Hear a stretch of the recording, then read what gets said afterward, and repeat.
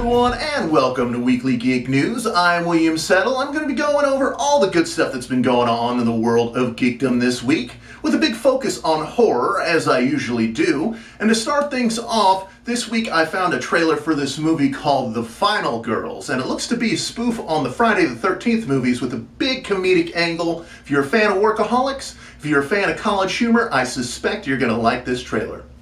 Moving on to guilty pleasure news, Milla Jovovich is set to return as Alice in the final chapter of the Resident Evil movies. It's a little bit vague at this point, but if you want to look at that story, the link is in the description below. In yet more guilty pleasures news, Jeepers Creepers 3 is set to start filming in early 2016, and where the earlier rumors of a Jeepers Creepers 3 were false, this seems legit since the production company that produced the previous Jeepers Creepers is coming back in order to produce this. So I'm very enthused. My two guilty pleasures of Resident Evil and Jeepers Creepers are coming back. I don't care who knows. Sue me. What? I like those movies. They're good. Right? Anybody? No? Alright. Okay, so Rob Zombie and Mila Kunis are set to produce a new horror comedy for Starz called Trapped. And where a lot of people might say, these two personalities might actually clash, how are they going to get it to work? This is where I have a different theory for everyone.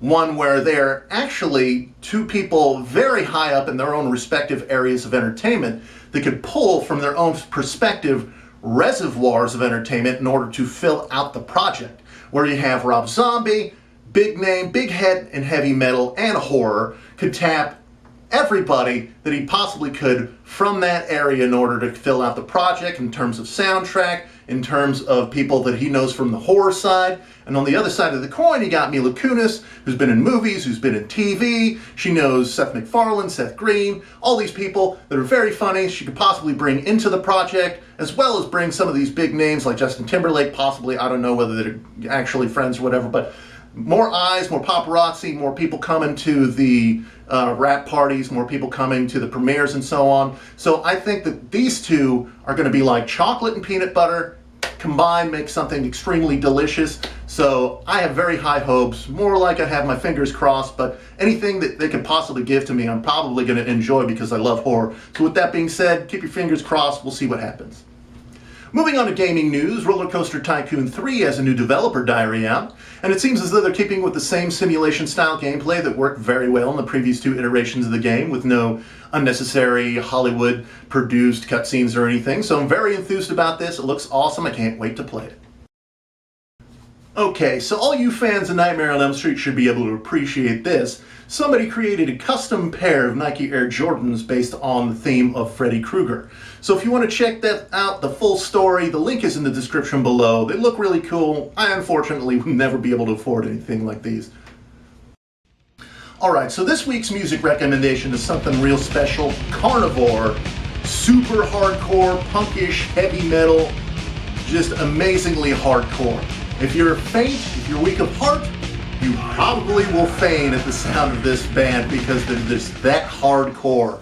I can't even begin to describe with words how hardcore these guys are. You're just going to have to check them out yourself. The link is in the description below. If you love hardcore and metal, you have to listen to these guys. Peter O'Toole, the lead singer of Typo Negative. This was his band previous to Typo Negative. It's just amazing. If you haven't heard them, I suggest you do, especially if you're a fan of Typo Negative. Alright everybody, that does it for yet another week, and I just want to remind everybody that the links for all the stories are in the description below. And before you go, maybe you might want to check out some of my other videos, because this week I found this giant caterpillar crossing the street. I had to do a video of it. It's big, it's neon green. Check it out, the video's right there. And I also started this brand new video series based upon saving people money in the world of fast food, because those prices are ever changing. It's going to be on my main channel, so you're going to want to check that out. You're possibly going to see it in the main feed if you subscribe. So with that being said, thank you very much for watching everybody, and I hope to see you again next time.